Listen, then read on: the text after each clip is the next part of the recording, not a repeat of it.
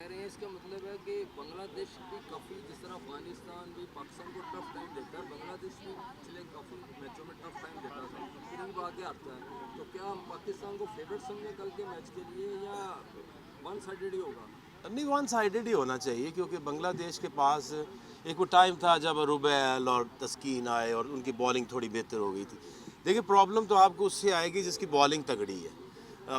افغانستان کیوں ہر ٹیم کو tough time دیتا ہے؟ کیونکہ ان کے پاس جو اسپنرز ہیں دنیا کے بیسٹ اسپنرز ہیں، تو جو بالنگ ہے that is I think the کی. اور بیٹنگ میں فلیئر چاہیے، اور انفارچونیٹلی جو بنگلہ دیش کی جو ٹیم ہے اس میں وہ اب ویسا فلیئر نہیں ملا.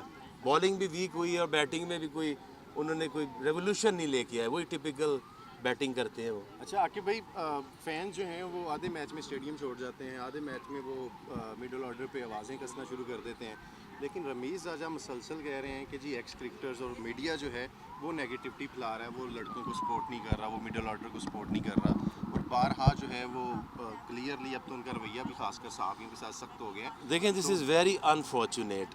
یہ چاہے کرکٹ بورڈ ہو، چاہے ٹیم مینجمنٹ ہو، اور چاہے ایک پلیئر ہو، اس کا کام پتہ کہ ہے گراؤنڈ کے اندر جا کے اپنی سکل کو ایگزیکیوٹ کرنا.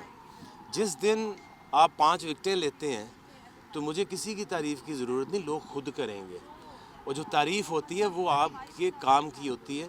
یہ ہو نہیں سکتا کہ آپ اس دن اگر خوش دل ہے وہ جا کے ڈریسنگ روم میں رو رہا ہے، تو اس کا کیا مقصد ہے؟ اس کو یہ نہیں سوچنا چاہیے کہ مجھے لوگ کیا کہہ رہے ہیں، اس کو یہ سوچنا چاہیے کہ میرا بیٹ کیا کہہ رہا ہے. آپ سکور کرتے ہو، آپ 100 رنز کرتے ہو، 50 رنز کرتے ہو، تو آپ نہ کرو میری تعریف، آپ کو کرنی پڑے گی. تو اس بات پہ کیوں نہیں ہے ان کا فوکس؟ اور اس دن کیا کہیں؟ اب یہ کہتے ہیں جی کہ وہ کہتے ہیں مڈل آرڈر جو ہے نا وہ صحیح نہیں کھیل رہا. کیا اس کو کیا میں کہہ سکتا ہوں کہ بہت زبردست ان کی پرفارمنس جا رہی ہیں؟ مطلب یہ ایسی چیز نہیں ہے کہ جو ایک آفس کے اندر ہو رہی ہے. یہ جو اسکرین ہے، یہ جو گراؤنڈ ہے، یہ ریالٹی ہے، اور اس سے آپ بھاگ نہیں سکتے. آپ کو کیوں لگتا ہے کہ اگر آپ مڈل آرڈر ٹھیک نہیں ہے تو اس میں آپ کا کیا قصور ہے؟ آپ ان سے اپنے سسٹم کے اوپر فوکس کریں کہ کیوں نہیں ہے ہمارے پاس آپشنز. وہ اس لیے نہیں ہے کہ 2008 کے بعد آپ نے ڈیولپمنٹ بند کر دی تھی.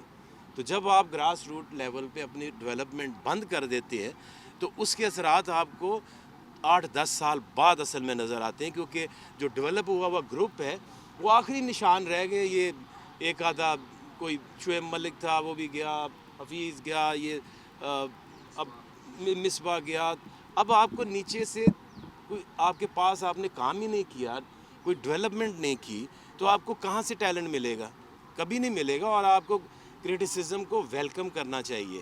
ہم نے بھی بہت گالیاں کھائی ہیں، یہ مثال ہے، یہ لاہور قلندر سے ہی سیکھ لیں. ہم نے اتنے سال گالیاں کھائی، لیکن میں نے تو کبھی آج تک ریئیکٹ نہیں کیا. کیوں نہیں کیا؟